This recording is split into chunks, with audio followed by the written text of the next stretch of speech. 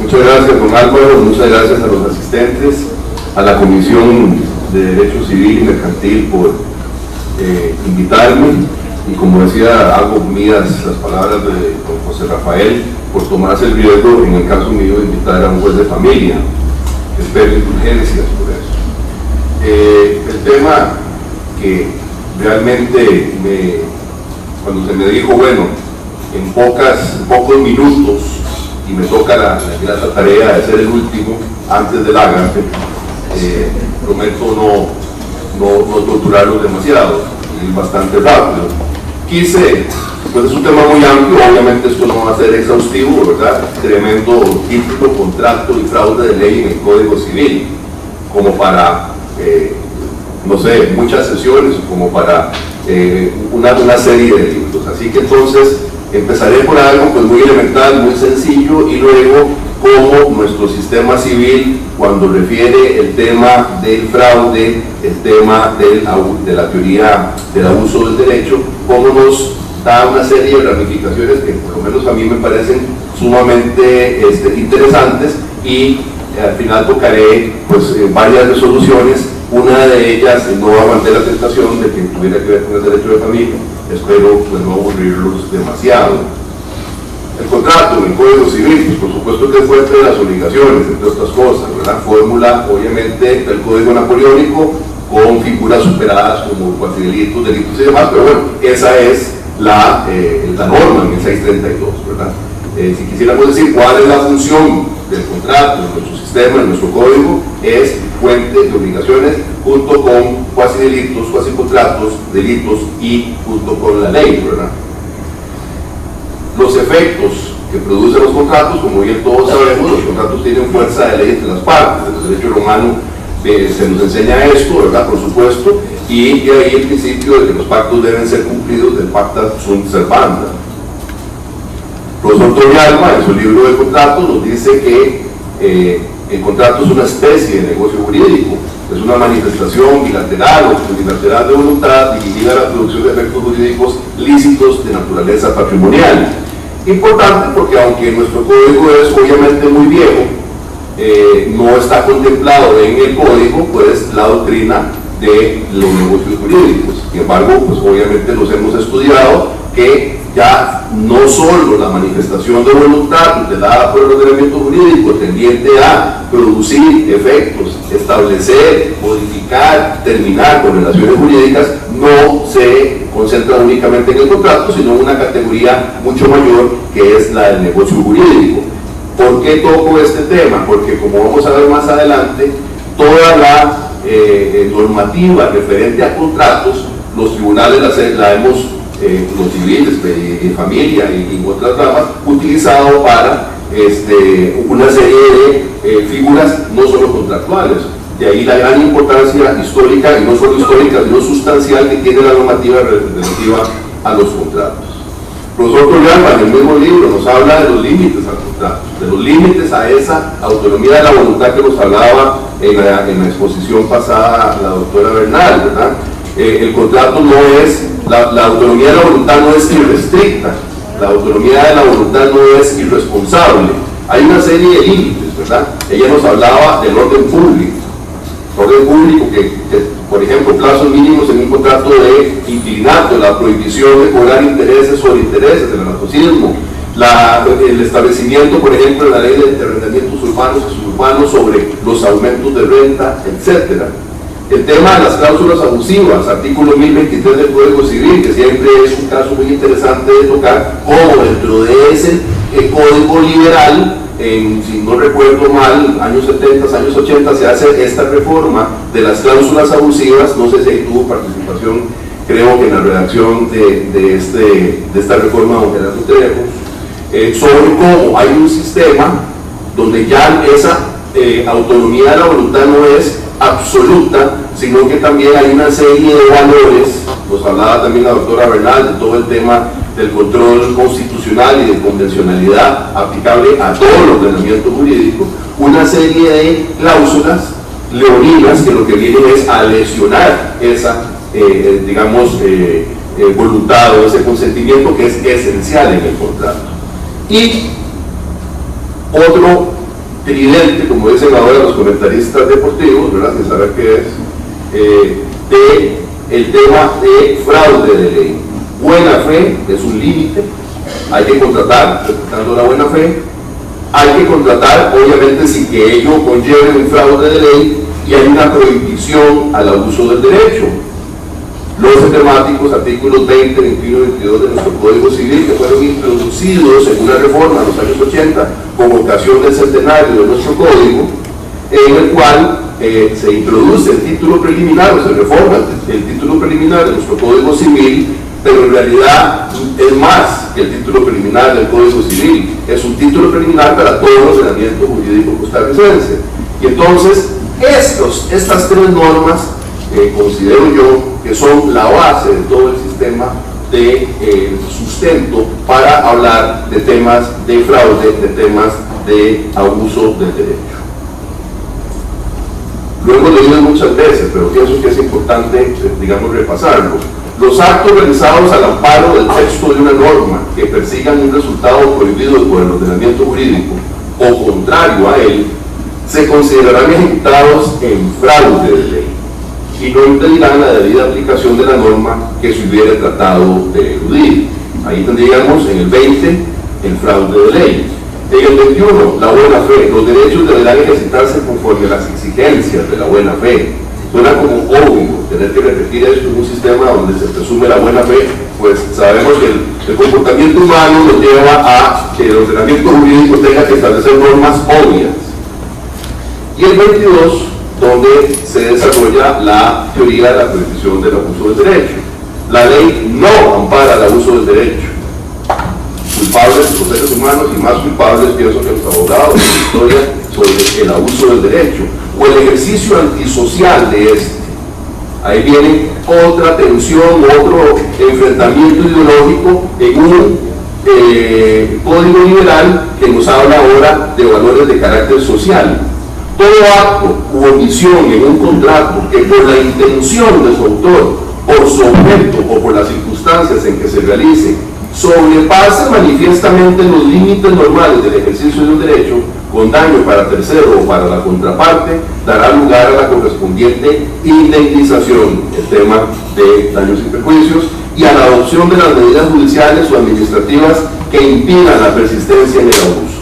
El tema procesal de medidas cautelares y demás, que muchas veces los jueces tenemos a veces temor, ¿verdad?, de tomar medidas atípicas y demás.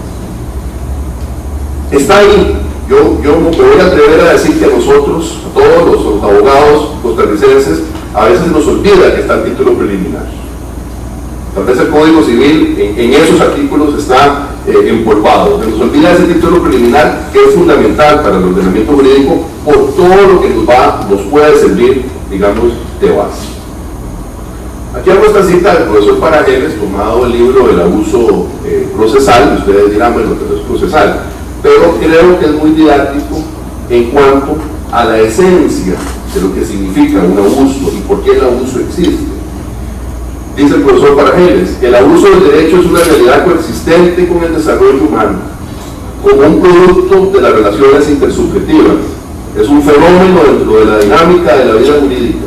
Los códigos civiles no pueden agotar con la tipicidad de sus normas la protección de los múltiples y complejos aspectos e intereses del ser humano. Es imposible comprender dentro de su articulado todas las posibilidades de agresión y por consiguiente el daño a que la persona puede estar sometida en un mundo permanente y de veloz cambio. También tenemos como esa tendencia histórica de que todo tiene que estar regulado, todo tiene que estar reglamentado, todo tiene que estar tipificado, cuando tenemos principios y normas generales que a veces no somos creativos para desarrollar, creativos en el buen sentido de la palabra, ¿verdad? Y entonces, siempre me gusta citar algunas resoluciones para que ya veamos cómo nuestros tribunales han venido entendiendo este sistema, ¿verdad? El sistema de respeto a la buena fe, la prohibición del fraude de ley y la prohibición del abuso del derecho. Por ejemplo, esta es una resolución de la Sala Primera del año 1992, donde en lo esencial, digamos, quiero destacar lo siguiente: acto ilícito no es solo el que es contrario a la ley, en un sentido formal, sino también el que estando en consumo con la ley, que es donde nos agarramos a veces los abogados en actitudes leguyescas, ¿verdad?, quebranta un principio de carácter superior. Acordémonos, ¿verdad?, de toda aquella discusión de que si somos positivistas o si somos iusnaturalistas. Muy elemental esta discusión, pero que cada vez más se refuerza el respeto a una serie de principios pétreos que están por encima del ordenamiento jurídico y difuso, subyacente en la base del ordenamiento jurídico. Tal interpretación de índole sistemática permite integrar el artículo 22, que acá ya leímos, dentro del régimen general de la responsabilidad emergente del delito o cuasi delito civil, manteniéndose así su integridad y armonía. De esa manera habrá acto abusivo cuando formalmente se actúa de manera ilícita, pero sustancialmente ilícita. ¿Verdad? Los abogados siempre tendemos a darle a adorar las formas, a adorar las apariencias. Tenemos que ver más allá. Y pienso que nos cuesta mucho por la formación, digamos, clásica que nos han dado en las universidades. Tribunal Primero Civil de San José, esta resolución del año 2008, hablando del abuso del derecho y algo muy interesante que está regulado también en muchos de los nuevos y modernos códigos procesales, el principio de moralización. ¿Por qué hablar de moral? ¿Por qué hablar de moralización en aspectos jurídicos? No podemos desligar una cosa de la otra, teniendo claro obviamente cuáles son, pues digamos, los límites de cada una de estos grandes sistemas de comportamiento. Muy interesante el tribunal cuando dice que los principios vertebradores de la moralización del derecho sustantivo elaborado por los privatistas, adoptados por nuestro ordenamiento sustantivo, con la incorporación de ya el mencionado y citado título preliminar, ¿verdad?, en el año 86, fueron introducidos por los redactores del Código Procesal Civil vigente a partir del año 90 en el artículo 100, cuando se habla en este código que, bueno, ya va a pasar a la mejor vida, acto simulado o móvil prohibido. En cualquier momento en que por las circunstancias del caso concreto el juez estuviera convencido de que el actor o el demandado se sirvieran del proceso para practicar un acto simulado o conseguir un móvil prohibido por la ley, dictará sentencia que impida a las partes obtener sus objetivos. Creo que don José Rodolfo y don Álvaro van a coincidir conmigo en que también hay mucha timidez de los jueces cuando perciben la posibilidad de un fraude, digamos, sustancial, un fraude procesal, digamos, para dictar sentencia y evitar que esta colusión entre las partes, digamos, se lleve a cabo. Ustedes dirán, ¿qué tiene que ver el desentendimiento de la personalidad jurídica o la inoponibilidad de la personalidad jurídica o lo que vulgarmente se llama levantamiento del velo social con eso? Materia societaria que tiene aplicación en todas las ramas: comercial, civil, tributario, laboral y familia. Familia en los últimos 10 años ha tenido una gran aplicación. Doctrina que no está regulada expresamente en el ordenamiento. Solo Uruguay y solo Argentina en la ley de sociedades mercantiles tienen regulado la inoponibilidad o el desentendimiento de la personalidad jurídica. ¿Cómo lo hemos aplicado en Costa Rica? ¿Cómo la jurisprudencia ha aplicado esto en materia tributaria, repito, en materia laboral, etcétera? Lo ha aplicado con base en estos artículos 20, 21 y 22 de nuestro Código Civil.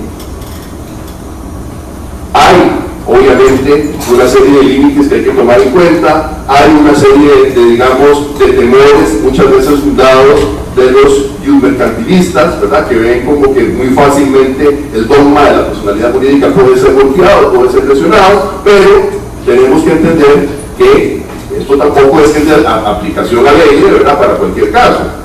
Bueno, nada más una mera información de recordar que esta doctrina que nace en el derecho anglosajón es recogida por el profesor Selig, alemán, en este libro, que no sé pronunciarlo en alemán, ¿verdad?, pero es Apariencia y Realidad de las Sociedades Mercantiles, el abuso del derecho por medio de la persona jurídica, y este autor plantea el problema de cuando prescindir de esa forma jurídica, cuando esa forma jurídica, que es lícita, está regulada en el ordenamiento jurídico, prevista en el ordenamiento jurídico, este contrato social para llevar a cabo una serie de fines de carácter mercantil, no busca esos fines mercantiles, sino que lo que busca es lesionar los derechos o del Estado, o de un trabajador, o de un socio, o de una empresa, o en caso de familia, de un cónyuge, por ejemplo.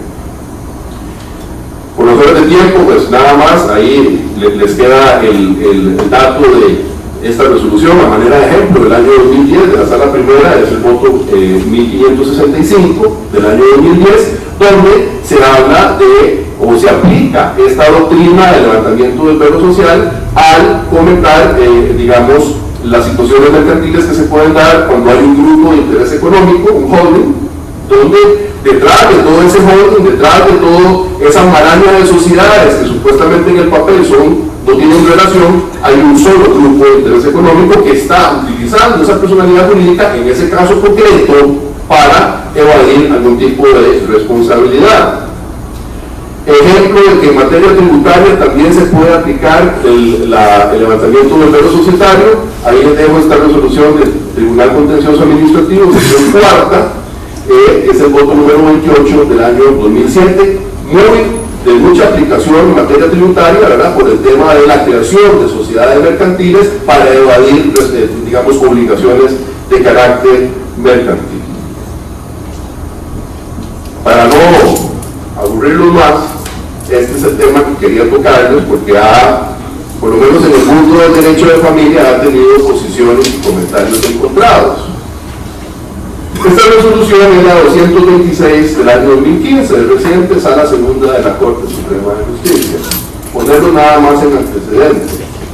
En Costa Rica, vergonzosamente, en el año 2009, hubo que reformar el Código de Familia para crear la figura del matrimonio simulado como una causal de matrimonio nulo, absolutamente nulo. ¿Por qué digo que vergonzosamente? Hubo que legislar porque muchísimos notarios se prestaban para realizar matrimonios simulados, principalmente con personas extranjeras que necesitaban obtener nacionalidad costarricense o un estatus de residencia, y entonces simplemente buscaban a una persona de escasos recursos, muchas veces drogadicto indigente, le pagaban 20.000 colones para que fuera a firmar en el protocolo. Entonces digo que es vergonzoso que un país tenga que llevar al Parlamento un proyecto que tenga su base en la inmoralidad, digamos, de algunos profesionales malos, profesionales de derecho. Entonces, entre otras normas, se crea o se agrega el artículo 12 bis y 14 bis del Código de Familia, que contempla el matrimonio simulado. Luego en el Código penal también se tipifica el delito de matrimonio simulado, que todavía no hay claridad de muchos abogados y en la Procuraduría General de la República, y confunden el matrimonio simulado con el matrimonio inexistente, que son cosas totalmente diferentes. No voy a entrar en eso, pero sí en lo que sucede, se nos viene una avalancha en la jurisdicción de familia de demandas de nulidad por matrimonio simulado, la mayoría matrimonios anteriores al año 2009. Entonces, en primera instancia, el juzgado de primera instancia, en un caso donde el matrimonio era anterior al 2009, declara sin lugar la demanda diciendo que yo no puedo aplicar retroactivamente el 14 bis, obvio que no puede aplicarlo retroactivamente. La Procuraduría apeló, y en ese momento el tribunal, en una integración que no es suyo, confirmó esa resolución. El asunto fue llevado a casación, entonces casación. Bueno, ahí se los dejo para que cada uno tenga su opinión, si le parece, si no le parece, si fue muy salomónico, muy, no sé, tal vez poco técnico. La resolución de la sala, repito, 226/2015, lo que dijo es, ciertamente no podemos aplicar la fórmula del matrimonio simulado, pero eso no significa que en el ordenamiento jurídico costarricense no existan normas y principios que nos permitan declarar la invalidez de ese acto. Digo acto porque, a pesar de que todavía en alguna doctrina clásica superada se concibe al matrimonio como contrato, afirmo contundentemente que el matrimonio no es un contrato. Es un acto jurídico, bilateral, consensual, lo que usted quiera, pero no es un contrato. Entonces, ¿cómo esta resolución nos habla del artículo 20 de 2022? nos habla del artículo 1007 y 1008 del Código Civil, que hace referencia a ese valor esencial del consentimiento en los contratos, y que en este caso, probado la simulación, hay que declarar absolutamente nulo ese acto matrimonial por el vicio del consentimiento. Y con eso la sala, de una manera, me parece figurativa, es armónica, y pienso que sin violentar el ordenamiento jurídico no aplica retroactivamente la figura de matrimonio simulado, pero sí reivindica una serie de normas del Código Civil de más de 100 años que son, se supone, en el caso del 1008 hablo, para el contrato, pero hace una integración, hace una aplicación de un sistema que todavía está ahí. Por supuesto que necesitamos una reforma, no es que yo estoy defendiendo aquí el Código Civil, pero sí quiero y sí quise aprovechar este ratito pues para reivindicar que el Código Civil tiene una serie de normas que son, digamos, de muchísimo valor en mi humilde opinión. No les voy a leer esto por razones de tiempo y les agradezco muchísimo la paciencia que tienen.